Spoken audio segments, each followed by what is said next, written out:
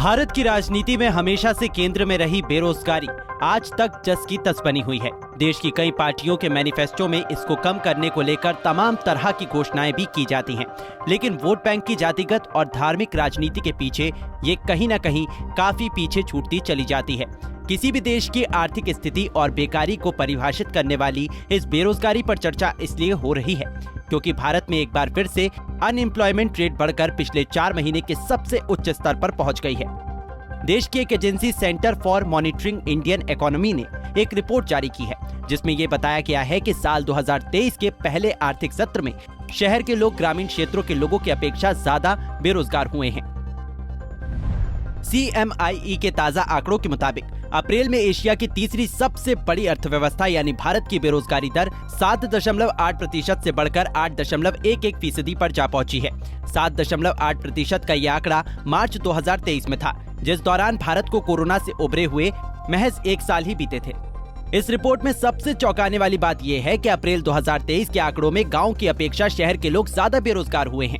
सांख्यिकी डेटा के अनुसार शहरी इलाकों में बेरोजगारी दर मार्च 2023 में 8.51% थी, जो अप्रैल 2023 में बढ़कर 9.81% पर जा पहुंची है। वहीं ग्रामीण क्षेत्रों में ये दर मार्च 2023 के 7.47% से घटकर अप्रैल में 7.34% रह गई है।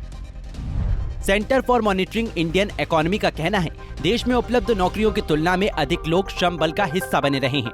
श्रम भागीदारी में बढ़ोतरी से बेरोजगारी दर में वृद्धि देखने को मिल रही है। देश की लेबर कैटेगरी में पिछले महीने लगभग 2.5 करोड़ लोग जुड़े, जिसके साथ ही श्रम बल में शामिल कामगारों की कुल संख्या 46 करोड़ 76 लाख पर जा पहुंची है। इस दौरान ये भी देखने को मिला, लेबर कैटेगरी से जुड़े लोगों में 87% के रोजगार पर कोई खतरा नहीं था और इस तरह के रोजगार में करीब 38.5% की बढ़ोतरी भी हुई।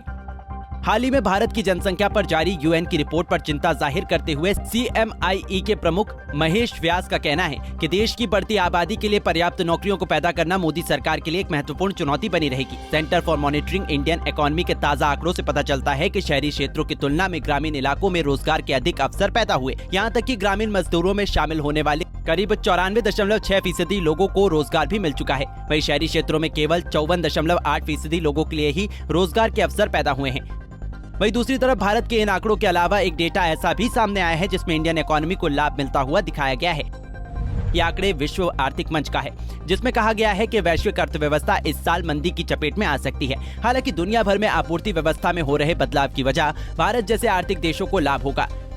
WEF के अर्थशास्त्रियों के मुताबिक इस बार की आर्थिक वृद्धि और महंगाई की स्थिति विभिन्न क्षेत्रों में अलग अलग होगी, जिससे इस साल कई बैंक विफल होने के कगार पर जा सकते हैं। हालांकि आर्थिक नीति के मोर्चे पर 72% अर्थशास्त्रियों का ये भी अनुमान है कि अगले 3 साल में विभिन्न देशों में सक्रियता के साथ औद्योगिक नीति को लागू करने का चलन बढ़ेगा।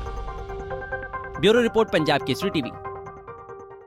हमसे जुड़े रहने के लिए हमारे YouTube चैनल को सब्सक्राइब करें और नई वीडियो की नोटिफिकेशन के लिए बेल आइकॉन को दबाएं।